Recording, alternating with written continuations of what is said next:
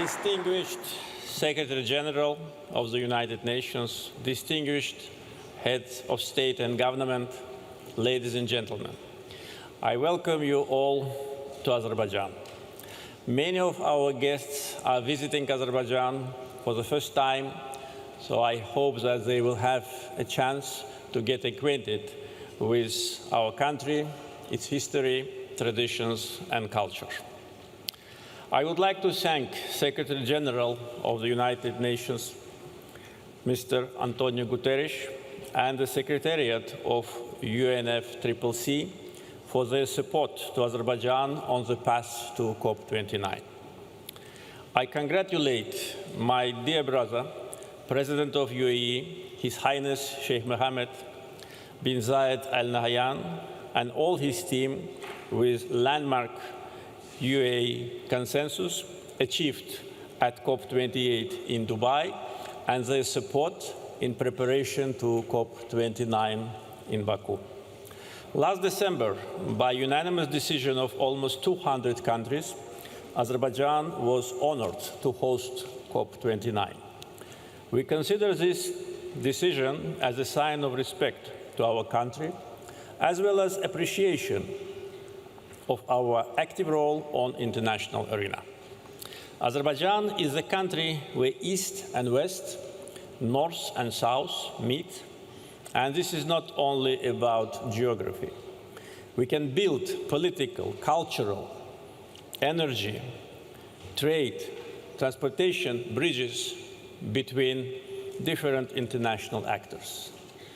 Mega projects initiated by Azerbaijan already changed the energy and transportation maps of Eurasia and led to establishment of fruitful multinational cooperation formats. Despite 30 years long occupation by Armenia of almost 20% of internationally recognized territories of Azerbaijan, despite ethnic cleansing and deportation of 1 million Azerbaijanis from their ancestral lands, we managed to build a strong country with self-sufficient economy and independent policy. 4 years ago, we celebrated the historical victory in the Second Karabakh War. A year ago, we fully restored our sovereignty in accordance with UN Charter, international law, UN Security Council resolutions, which remained on paper for 30 years. We implemented these resolutions ourselves, restored international law, justice, and put an end to Armenian occupation. As the president of COP29, Azerbaijan will do its best to find common understanding between developed and developing countries, between Global South and Global North.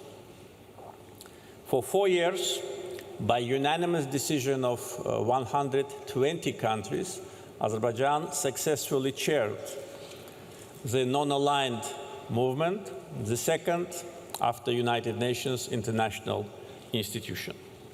Azerbaijan is also an active member of Organization of Islamic Cooperation, which unites almost 60 countries. With 10 members of the European Union, Azerbaijan signed agreements and adopted declarations on strategic partnership.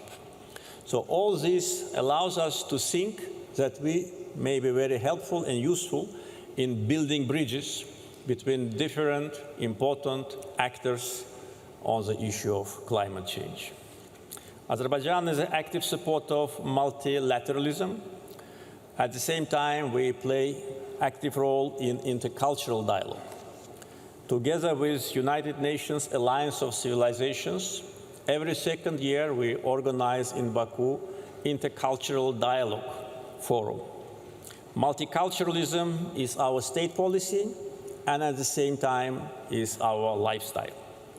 People of Azerbaijan, regardless of their ethnic or religious identity, live in peace and harmony as one family. Now, I would like to say a couple of words about Azerbaijan's green agenda. Our technical potential for renewable energy is estimated at 135 gigawatt onshore and 157 gigawatt offshore. Last year, Masdar from UAE inaugurated the biggest in our region solar power plant of 230 megawatts. Aqua Power from Saudi Arabia is now at the moment constructing wind power station of potential of 240 megawatts. During COP29, agreement will be signed with BP from UK to build 240 megawatts solar power station in the district of Jabrail, which was liberated from Armenian occupation 4 years ago. And this project will provide decarbonization of one of the biggest oil and gas terminals in the world, the Sangachal terminal. By 2030, we plan to build solar, wind, and hydro power stations of approximately 6 gigawatts. But this is not all our plans. 10 gigawatts renewable energy projects, contracts and MOUs have been signed. And also we look at the export markets and work actively with our partners in order to implement another important energy security project, the Black Sea Caspian energy cable. This will allow us to export green energy to Europe, and the technical potential of this cable, and by the way, feasibility study is going to be ready very soon, is close to 4 gigawatts. But again, this is only the beginning. Our green agenda also covers different regions of Azerbaijan. So Nakhchivan, Karabakh, and Eastern Zangezur regions of Azerbaijan are declared as green energy zones, and this is about a quarter of our territory. Now, a couple of words I'd like to say about another segment of energy security, which is oil and gas. I understand that this topic is not very popular at climate change conference, but without that, my comments would not be complete. Just to begin with information, the world's first industrial oil well was drilled in Azerbaijan, in Baku, in 1846. It is situated not far from this place. Maybe it will take 10-15 minutes drive. The first offshore oil well also was drilled by Azerbaijani oilmen in the Caspian Sea in the middle of 20th century. In 19th century, Azerbaijan produced more than a half of global oil production. And if then some Western politicians and media called us a petrostate, probably that would have been acceptable. But when they call us petrostate now, today, this is not fair, and it only demonstrates lack of political culture and knowledge. Today, Azerbaijan's share in global oil production is 0.7. In global gas production is 0.9%. But fake news media of the country, which is #1 oil and gas producer in the world and produces 30 times more oil than Azerbaijan, call us petrostate. They'd better look at themselves, or at least at their neighbor, which produces 10 times more oil than Azerbaijan. Azerbaijan's share in global gas emissions is only 0.1%. I have to bring these figures to the attention of our audience because right after Azerbaijan was elected as a host country of COP29, we became a target of coordinated, well-orchestrated campaign of slander and blackmail. Western fake news media and so-called independent NGOs and some politicians, as if we're competing in spreading disinformation and false information about our country. To accuse us that we have oil is the same like to accuse us that we have more than 250 sunny days a year in Baku. Countries should be judged by other criteria. For instance, level of unemployment. In Azerbaijan, it is 5.4%. Level of poverty, it is 5.2%. Our green agenda, I already described our plans. How countries manage their foreign debt. In Azerbaijan, it's only 7.5% of our GDP. So these are, and many other, important criteria which should be a basis for kind of evaluation of the country's performance, but not the country's natural resources, which are the gift of the God. I said it several months ago, and now all those who want, international media, to attack me, just quote me that I said that this is a gift of the God, and I want to repeat it today here at this audience. It's a gift of the God. Every natural resource, whether it's oil, gas, wind, sun, gold, silver, copper, all that are natural resources.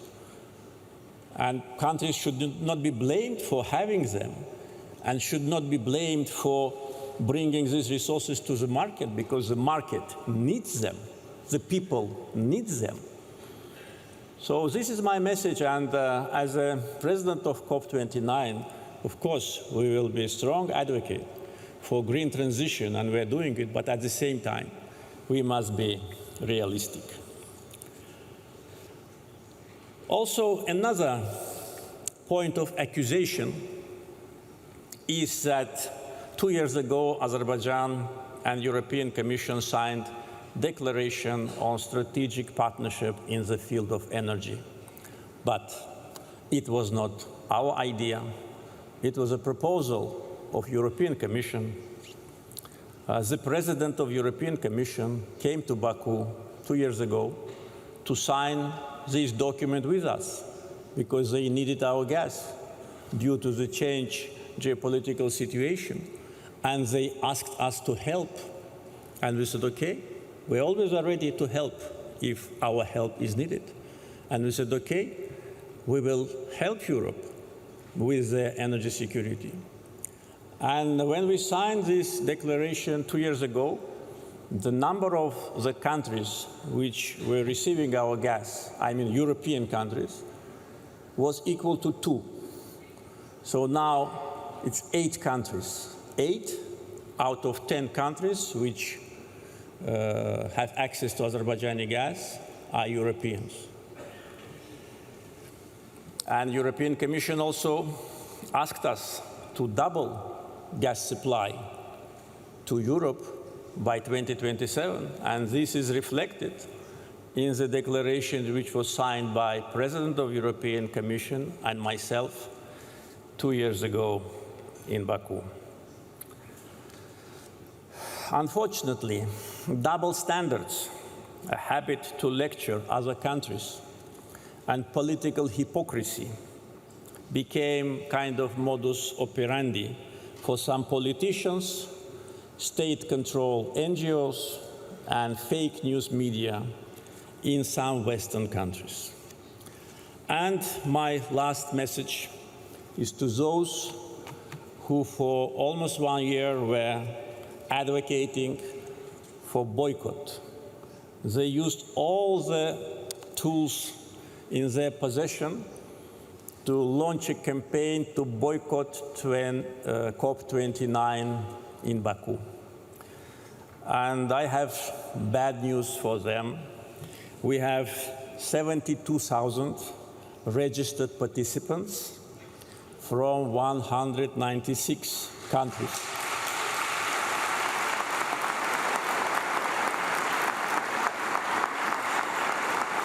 among them 80 presidents, vice presidents, and prime ministers. So the world gathered in Baku, and we say to the world, welcome to Azerbaijan. Thank you.